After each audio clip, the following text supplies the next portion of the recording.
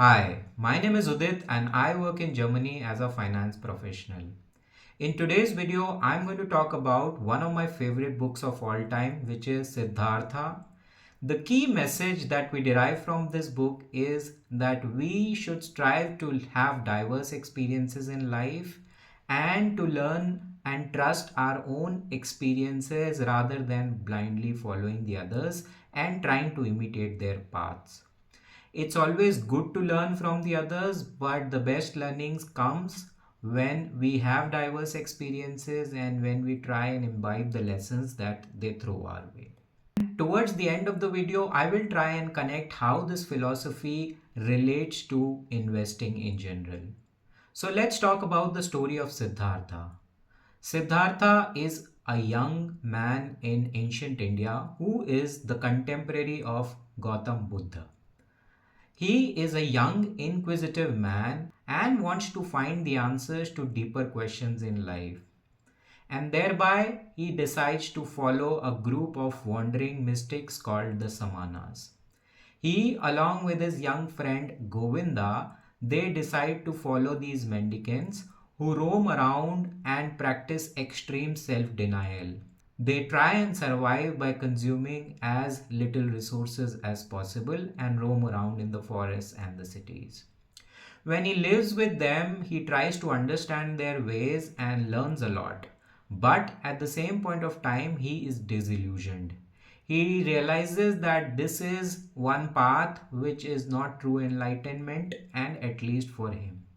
So he decided to leave Samanas, and his friend Govinda, like always, follows him. After a few days, they find that there's a very wise monk who's traveling across India and is full of wisdom, and a lot of people have started to follow him. And this monk was no other than the Buddha. So they decide to follow him and they go to his hermitage and seek refuge in the teachings and wisdom of the Buddha. After living there for some time, Siddhartha realizes that the message of Buddha, the teachings that he was giving, were not leading him into the right path. He decided that this is not the right thing for him. So again, he decides to leave the hermitage of Buddha. This time, surprisingly, his friend Govinda decides to stay back and does not follow Siddhartha. Now, Siddhartha has tried two different paths in life. The first was the path of Samanas, wherein he was practicing extreme self denial and self abnegation. And then the second path that he took was the Buddha's path towards wisdom, where he realized that this is not helping him find the right answers to life. Then what does he do is that he comes back to a city and goes to a courtesan named Kamala. She is the most beautiful courtesan in the city and is materially very wealthy. While Siddhartha is penniless because he's just coming out of a hermitage with no money and a frail body. When he comes to the city and goes to Kamala, Siddhartha asks for Kamala's company, and Kamala tells him that to enjoy her company, Siddhartha needs to possess money. To which Siddhartha says that what is the way by which I can earn money? To which Kamala advises him to go to a rich merchant called Kamaswami. Siddhartha goes to the rich merchant Kamaswami, learns the tricks of the trade, learns business, and becomes very rich in the process, and also enjoys Kamala's company. Together, they spend a beautiful time, and then, after a point of time, he begets a son along with Kamala, who is also named as Siddhartha.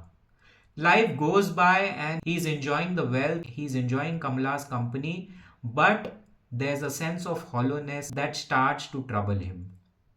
Now, one day Siddhartha decides to leave Kamala's company and go somewhere else in search of his truth because he realizes the material life that he's enjoying is not helping him find the answers to life which he has always been seeking.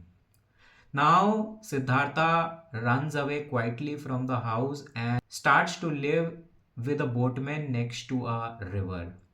There he works as a ferryman along with the other ferryman whose name is Vasudeva.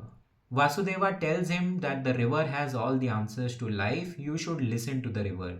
That means just spend some quiet time in contemplation while listening to the currents of the river. One day, Kamala visits the river and is shocked to see Siddhartha there. Kamala has now become a disciple of Buddha, and her son Siddhartha is also traveling with her.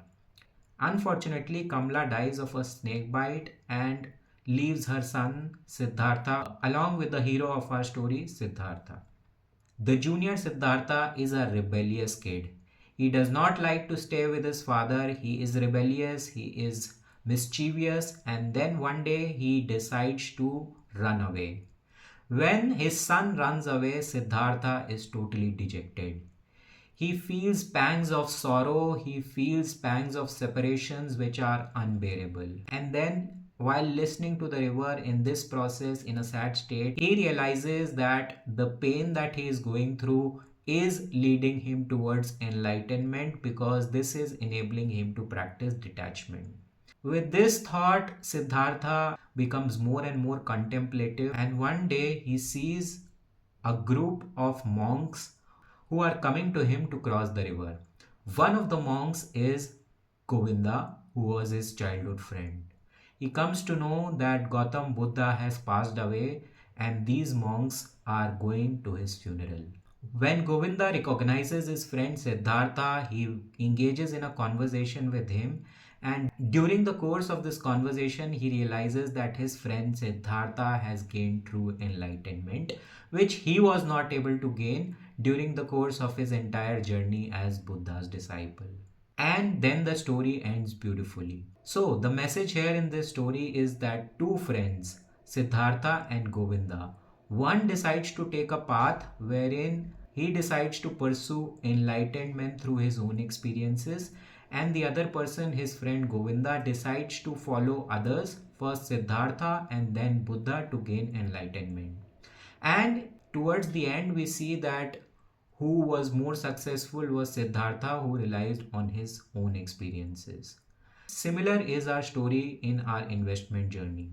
We can always learn and imbibe from others, we can read all the books, we can learn from the experiences of the others, but till the time we learn by being in the market, by following some strategy, by failing and then relearning, we will not reach enlightenment. And enlightenment per se is a holy grail which nobody can say that he or she has reached. But our endeavor is to become wiser than what we were yesterday. We can choose to follow any path. It can be day trading, swing trading, long term investing, cryptocurrencies, gold trading, currency trading, commodity trading, so on and so forth. But we have to pursue wisdom and knowledge in whatever journey that we choose for ourselves. An investment journey is a long term game that we have to play, and the more experiences that we have, the wiser we become and move ahead in our investment journey. And this is what we can learn from this book. So, friends, I think this is the message that I wanted to land across. If you haven't got the chance to read this book so far, my request is to please read it. It's a short 130-140 page book, and the perspective that it brings towards life is amazing. I would highly recommend everyone to read this book. Tell me in the comments, how did you like it? Did you derive any other inferences from this book, or any feedback that you want to share about this video? Now, towards the end of the video, I would re-emphasize my key message, which is to always remember that we need to keep walking and remember that growth is life. Thank you.